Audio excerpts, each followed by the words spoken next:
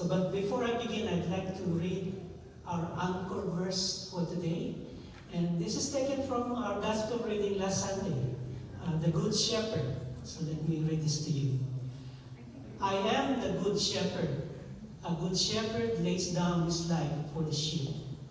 A herdman who is not a shepherd and whose sheep are not his own sees a wolf coming and leaves the sheep and run away. And the wolf catches and scatters them. This is because he works for fame and has no concern for the sheep. I am the good shepherd, and I know mine, and mine know me. The word of the Lord. Thanks be to God. So as an introduction, let me begin by defining two words, and it's right there on the PowerPoint. The first one is headship. Another word for headship, which what Brother Jerry already mentioned, is leadership. So like any organization, CFC is hierarchical, meaning it has its leaders and followers. Outside CFC, leaders could mean a president or CEO of a big company, or top executives like department heads, or middle management like managers, or frontline supervisors, and of course the lowers are what you call team leaders. Each leader, however, depending on the organization chart, carries certain areas of responsibilities and authority. So these leaders have the authority to hire you, promote you, and even fire you. Okay? All of you here are heads and leaders over your household, whether it be the lower household, unit, chapter, or cluster household. As household leaders, you too carry the authority and support of the CFC Council. But unlike in outside organization, your headship over people ought to be characterized by the first word. Of course, that first word is evangelistic, meaning not authoritarian or not legalistic. So our focus today actually is not so much headship, but more on evangelistic. So what do we mean by evangelistic? So the other day I Googled the word, what does evangelistic mean? And this is what it said. Evangelistic means seeking to convert others to the Christian faith. Well, in CFC, the way to convert others to Christ is not being authoritative, or by lording it over them, or by being legalistic, but being a good shepherd like Jesus.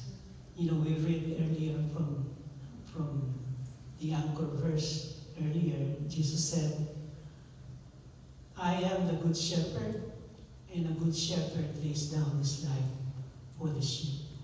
So as heads and leaders of your household, are you willing to lay down your life for the sheep?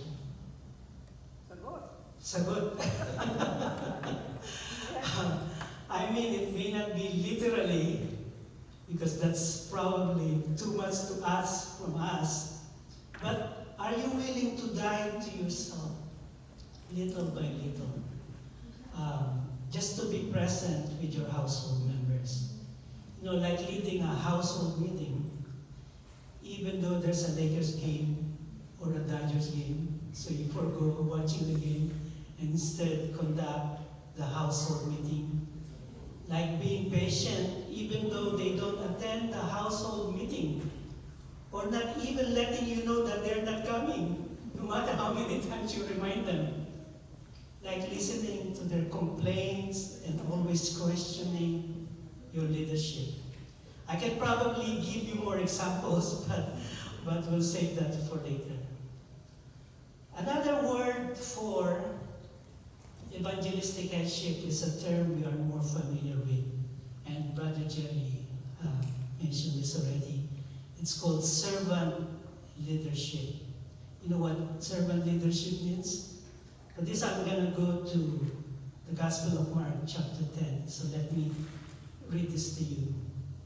Jesus called them together and said, "You know that those who are regarded as rulers of the Gentiles lord it over them, and their high officials exercise authority over them.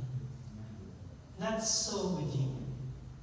Instead, whoever wants to become great among you must be your servant, and whoever wants to be first must be slave of all. For even the Son of Man did not come to be served, but to serve and to give his life as a ransom for many."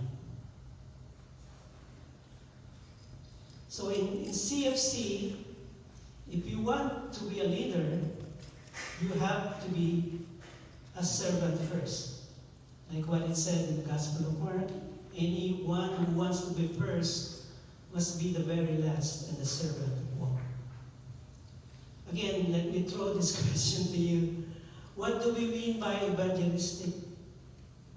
Again, the Gospel of Mark was very clear. It means we are called to be fishers of men. This is our bottom line, to catch men. We are not a business entity who exists for profits or for the shareholder. CFC is a volunteer organization. People come in freely and they freely can go out. You know, we are all volunteers here and not paid a cent to do this. We're not being paid to do this. Like what Jesus said in the reading I read earlier, a hired man who is not a shepherd and whose sheep are not his own sees a wolf coming and leaves the sheep and runs away. And the wolf catches and scatters them. This is because he works for pay. And sometimes that's, you are all workers here, and sometimes our incentive in doing the work is, get paid for it. But here we do this not because we are being paid, but it comes from our heart. This is because he works for pay and has no concern for the sheep. I'm the good shepherd. I know my sheep, and my sheep knows me. So what's the first step then in being evangelistic headship? The first step, of course, is to establish and develop a good personal relationship first among your household members.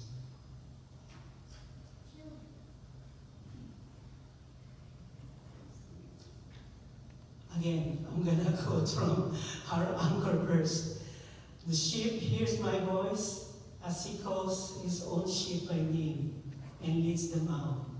When he has driven out all his own, he walks ahead of them, and the sheep follow him because they recognize his voice." Pope Francis, when he met a group of priests who were studying in Rome, I think this is in 2021, he told the priests that priests should be shepherd, living with the smell of a sheep. He said pastors should be people capable of living, of loving and crying with your people. Sometimes these are things that attract people to CFC. Not teachings, not doctrines, but the fellowship and camaraderie. So that's just my introduction, by the way. So let's go to the meat of our topic. Now let me describe the three situations where you have to apply evangelistic headship, or better, who to apply it to and when to apply it. So first situation is new members after the CLP. So can you recall your experience after your graduation in the CLP? Eloisa and I, when we attended the final day, the dedication, we kind of have an idea of what Caucus for Christ is or what will be involved. That you'll be assigned to a certain group, but we don't know exactly what is the setup, who will be our leader, and how do we meet. Fortunately, our first household leader is, for us, Eloise and I, is an ideal household leader. Brother Yong and Sister Sylvia, they are the best. You know, on our first household meeting, Sylvia served the most delicious food. I'm sure Eloise already knows. She served like seafood, fresh from Hawaii. Wow. So, and we really enjoyed that. Brother Yo and Sister Sylvia, they're very pastoral and they truly practice evangelistic headship. Then after them, it gets even better after them when we move to the unit level. We have the ideal unit leader also, Brother Bing and Sister Yoli. Yes. You know, with their leadership, household meetings are never boring. It's not serious, but joyful, and we had so much fun. Then briefly we were under Brother Richmond and Sister Ressa, and then with Brother Odi and Sister Gemma. And then we were fortunate to be assigned to Brother Tokto and Sister Ayan. You know, when I didn't know Brother Toktok then, but I see him during cluster assembly when he shares. And sometimes he has this attitude of being a joker, even when he shares. So when we were told that they'll be our household leader, I had some reservation and hesitation. Because I don't see him as something, not to be a serious leader. Na-spoil kami ni Brother Yong and Brother Bing. Of course, we were wrong. Because up to now, we miss them very dearly because they inspired us a lot with their dedication to the household and to CFC. And of course, their patience for putting up with us, especially to Eloisa. Especially when she's looking for clothes and, you know, she has to call Sister Ayan. I'm gonna go to your shop. The cheapest and the best clothes. But, you know, joking aside, Sister Ayan and Brother Tok is really an evangelistic leader for us. And of course, we are now under Brother Robert and Sister Leah. They're not here to listen to my talk, who are very new to CFC, and yet they step up to the plate. So I have not a reservation, but I had some, you know, thinking twice. Can they keep up with what Brother Top and Sister Ian did for us? And you know what? They're very good. They're very dedicated. And again, they put up with us, especially. What? Me again? Because she always called Sister Leah, Sister Leah, what about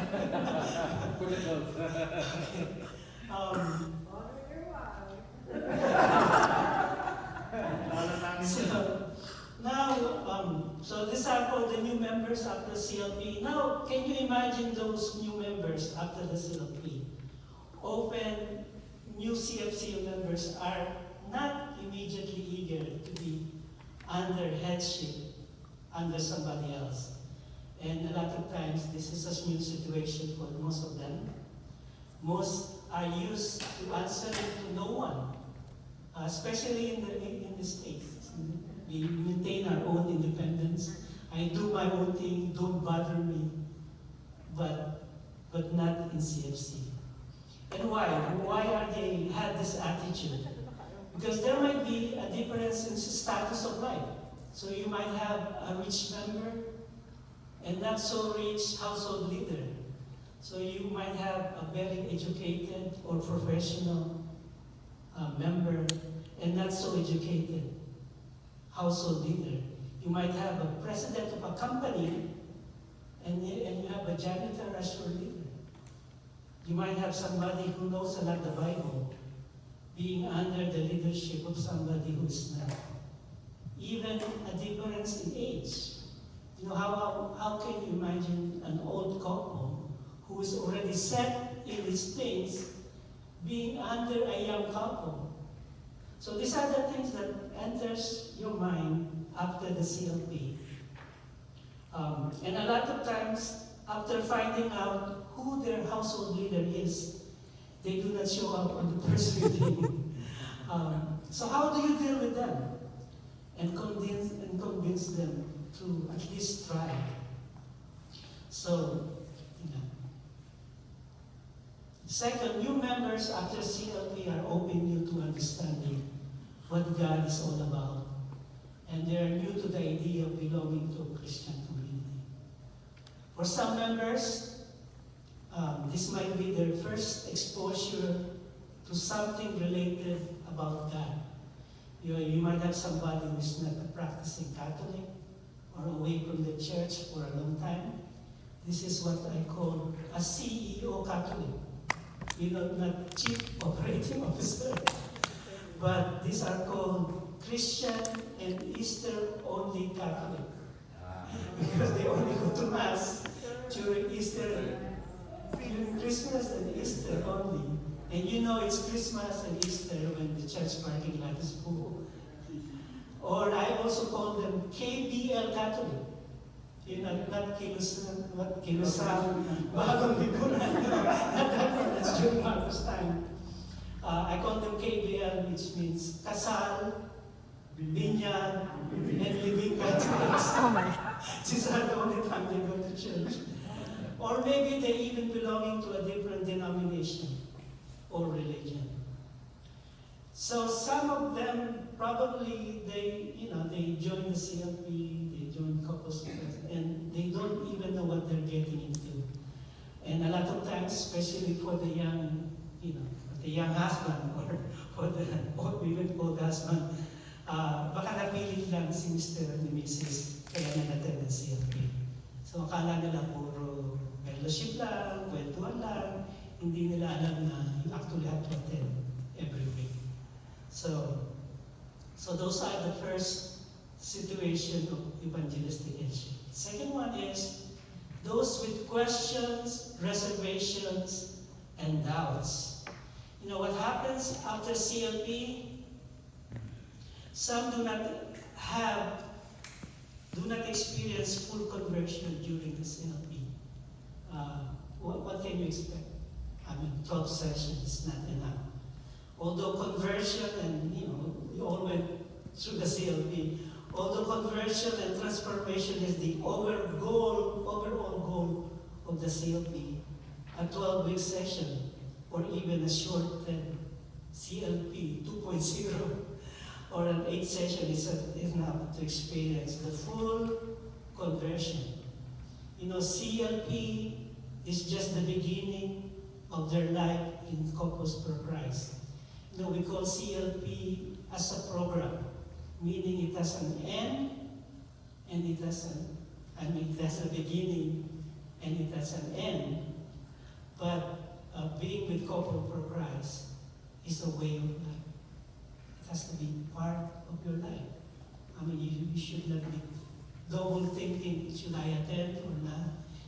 Should I attend HLP? Should I, do my household meeting? Should I attend this assembly? I'm pinching myself on this because I myself is guilty. But for like Brother B, Sister Sharon, and for most of you, Couples for Christ is a way of life. There's no more double thinking.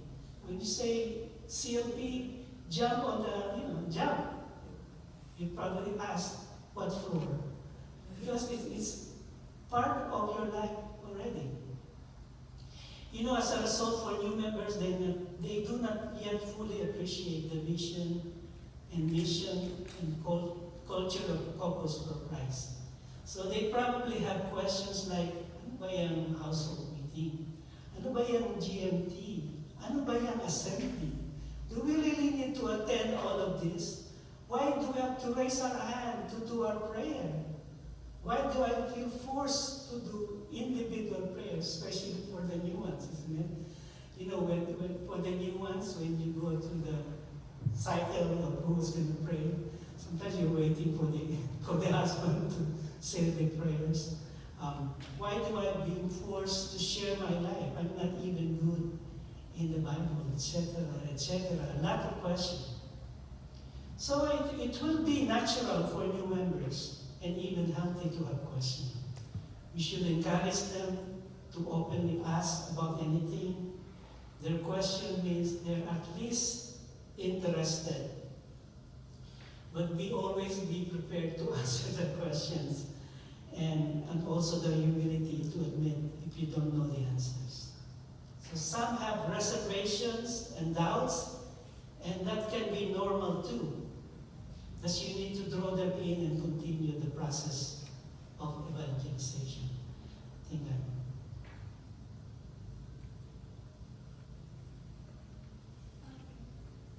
So it does not mean that people such like this who had a lot of questions are in a bad situation.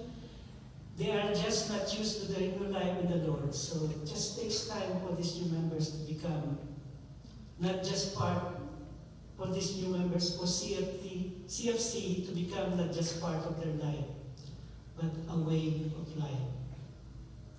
And then the third situation is for those who have been with CFC but have had bad past experience in the past. And this is probably difficult than the other two. At least for those new members na walang alam about God or about Corpus for Christ. They're like what you call tabula rasa. They're clean slate, so you can put anything that you want. Maybe that's not the right word to say. But for these people, they already have a preconceived idea what Corpus for Christ is. Maybe they had a bad experience personally, or maybe they heard about Corpus for Christ from other people, having had a bad experience. And you know those people, yung member na tinatawag natin kontratista. Bakit tinawag na kontratista? Kontra ng kontra. Laging kang kino-question. Hindi siya kontratista. O ito yung tinatawag natin nasa Chinese mainstream.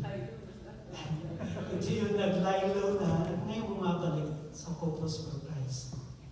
What do you do if your unit leaders tells you, this couple wants to go back and I have to assign them to your household? So far, I'm lucky not to have that in my household, but I really feel sorry for those who have them. And it really takes a lot of it. Sister Sharon is smiling because I think she's getting some of them. So are you one of them? Okay. So what do you do if you have a new member like this? And this is the challenge, because even before you can even draw them into the new life, first you have to have them overcome the obstacles that was caused by past bad experiences in Corpus for Christ.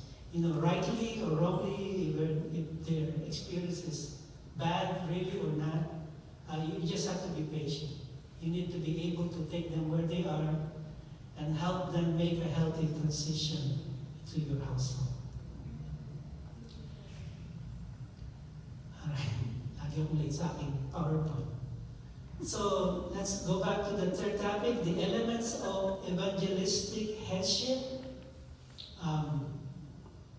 So what comprised an evangelistic headship?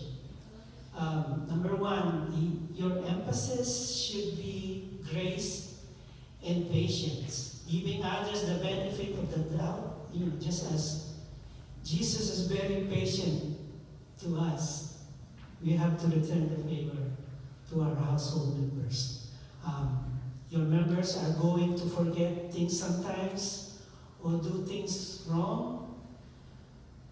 The first rule is don't be hard on them, okay? I don't know about you, but when we finally accepted to be a household leader, we were very idealistic. And I blame Brother Young and Sister Young, Sister Sylvia for this.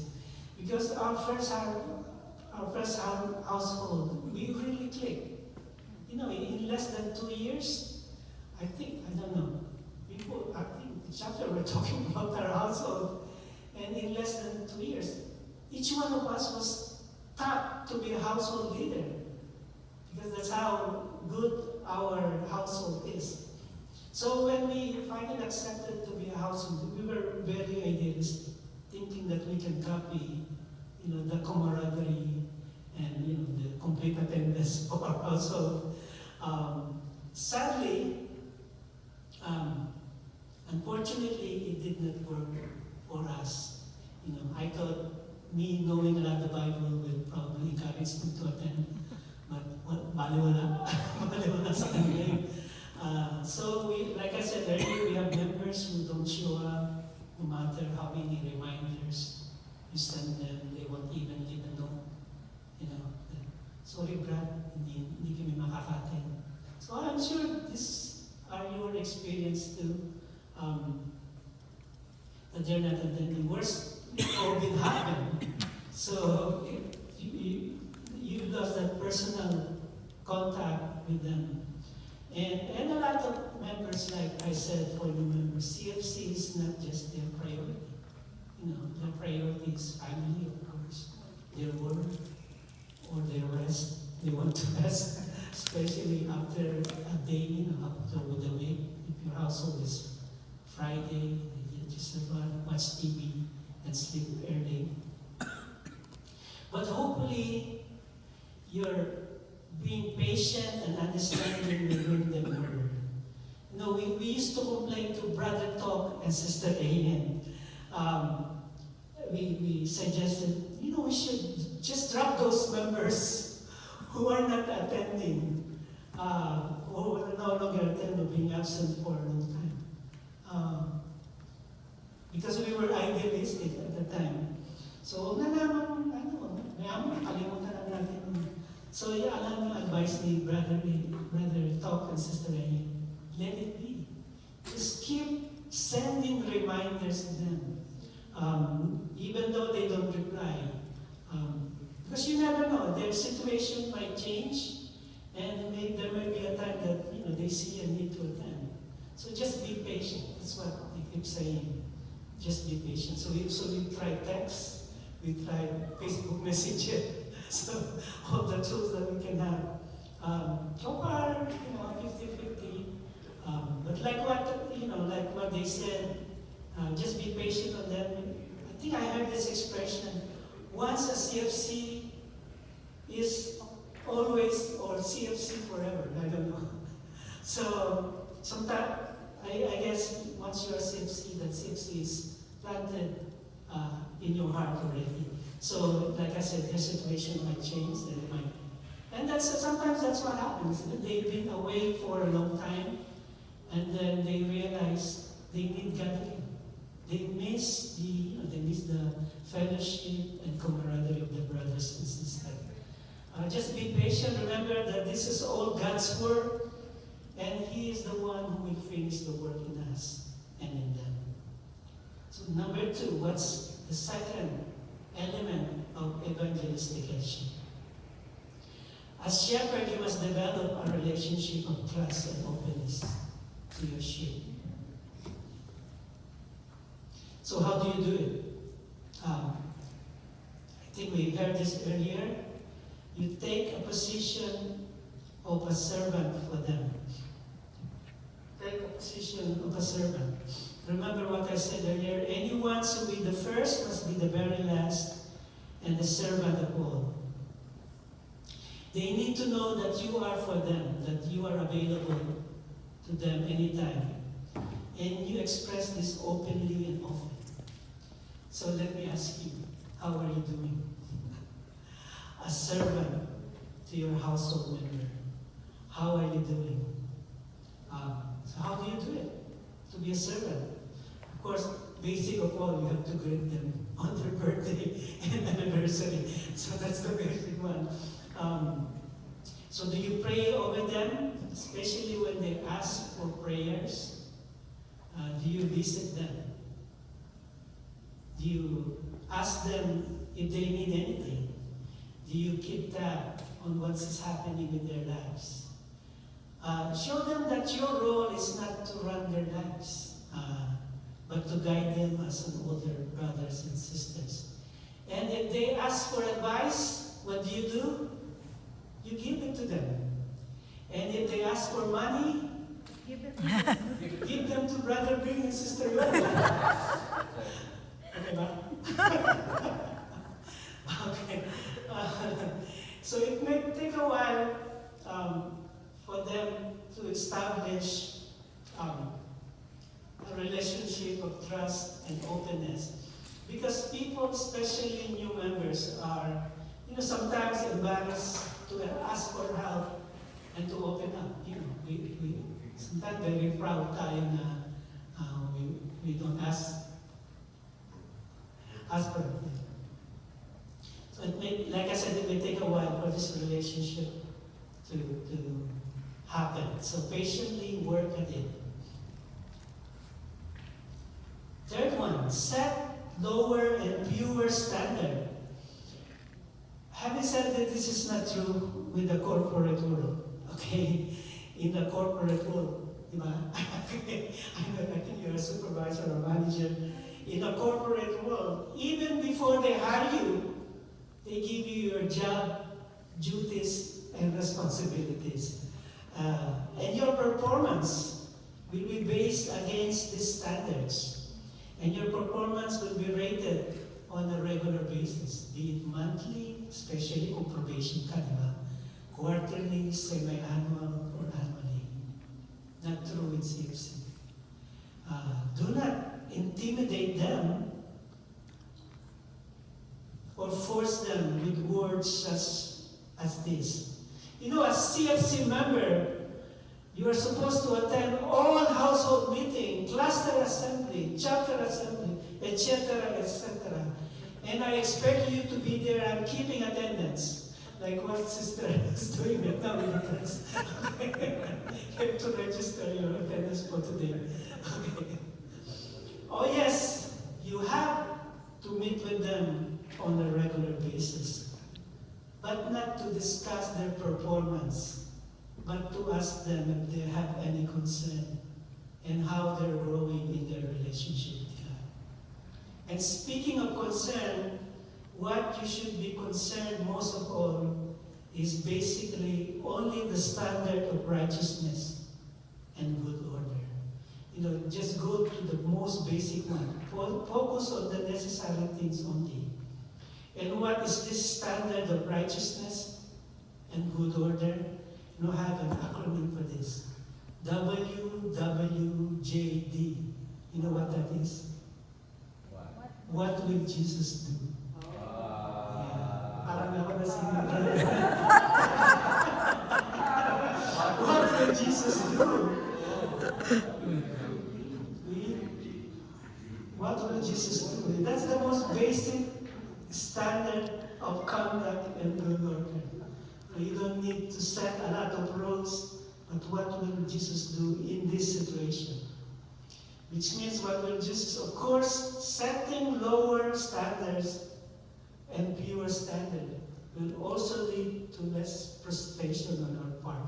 Like I said in the beginning, we set a high standard, and all it leads us is frustration and heartache. But maybe lowering your standard or the pure standard, you will not be so frustrated. Of course, the danger of lowering standard and pure standard is to have no standards at all. That's not good too, okay? You should have some basic standard. Because if you don't have any standard at all, where everything goes, then nothing really gets done. So in our job, If you don't have any standard, like you have to report to work at 8 a.m., people will just show up 8:30 a.m. or 9 a.m. Or if you have to, work 9 hours or 8 hours, then people will just leave earlier. So you have to set a standard, but like what it says here, it has to be the most basic standard. Fourth one is be a good listener. I think you have heard this expression that God gave you 2 ears, but only 1 mouth. Okay? So be more open to listening and not just talking. Because it's only in listening that you get to know them. Because if you're just the one talking and talking, they get to know you. So it has to be, that art of listening. Because this is how you get to know your member first. And that is by listening. Make sure you know what they are like. Do not just just jump in right away and telling them what to do. Let them know that you are going to listen to them. Don't jump to conclusion and always assume that you know what is going on. And a lot of times, it's like that, isn't it? When people talk to us, we already have a preconceived idea. We already have a canned answer before they even finish what they want to say. Don't always have a canned answer like you're being smart. Let them know that you really understand what they are saying and be honest to them. Remember what they tell you, especially maybe in one-on-one conversation or even in the sharing. If you can, probably you don't need to keep notes, but at least keep it in your memory bank, what they tell you. Because this is really important and is very powerful, because this is the one that they truly appreciate, what they tell you. And let me call Eloisa. Let me call Eloisa to share her experience in one of the homeless person in Essentia. Come here. Just the idea of, listening and remembering what, to sound back or to sound on what they tell you. So Eloisa will share her experience. I had this experience in Essentia. Not knowingly, there's an impact to one of those residents there. So after we served, we sat down on their table and ate with them in like 2 in 8. And then the person was talking. I think it's been a while. I think her name was Jenny. So she's talking, making stories, and I was just listening. And then probably a little interaction. And then when we were about to leave, when I got up, I said, I mentioned her name. I said, okay, we have to go, we're gonna do some cleanup. And I said, and I still remember the face when I called her name. And she said, you know my name? How did you know my name? I said, yeah, you mentioned your name when you're telling me your stories. And then she said, oh, so you are listening to my story? Yes, I listen to your stories. So actually it's more, there may be an impact on her, but it has more impact on me. Like what I said, right now I still remember the face, the reaction on how she was so surprised that someone listened to her, paid attention to her stories, and the most important is remembering her name. And probably I've done this in some, but not knowingly there's an impact. Like what we're doing here, like feeding the homeless also here at Inca. But most of the time, because I cook, so I was more on the kitchen, not on the serving. I try to sit down and talk also. But I think from the past 2 feedings that we had, actually, in those 2, I sat down and ate. We were not in charge of the feeding. So I got a chance to sit down and ate and met, some like asking name. And then when the next time we saw them, I started calling them by name. They're not, at least three that I remember. And you can really see the face, the impact when you call their names. It's very important.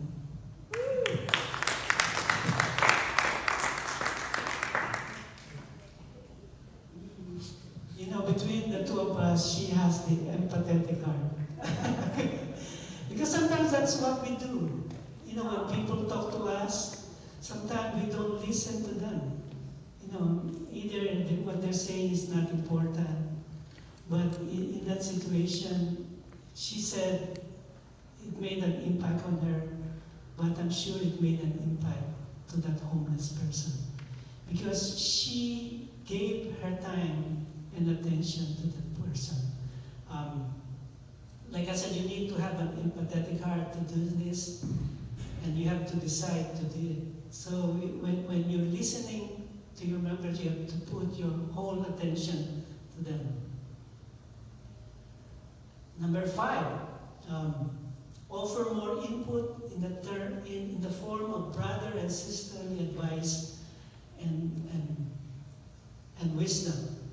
So forget about being leader, and so you should not have the attitude of being a supervisor or subordinate relationship, that I'm over you and you are under me. We are all brothers and sisters in Christ.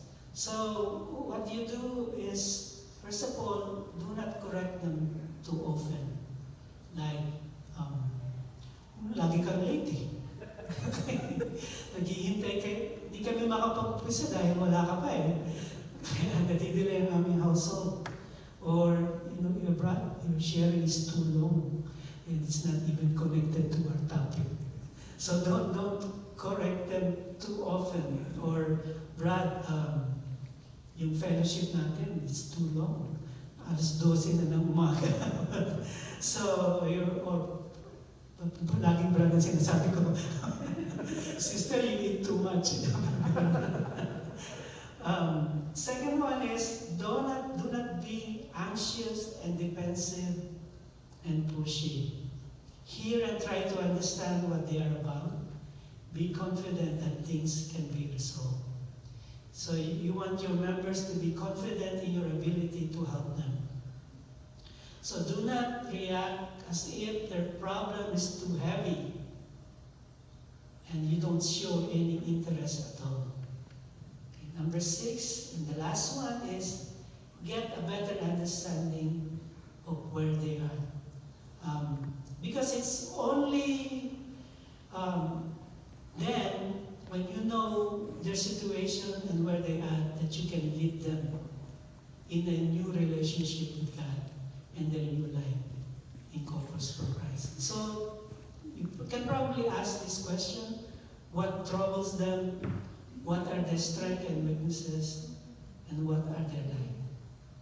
Okay. Conclusion.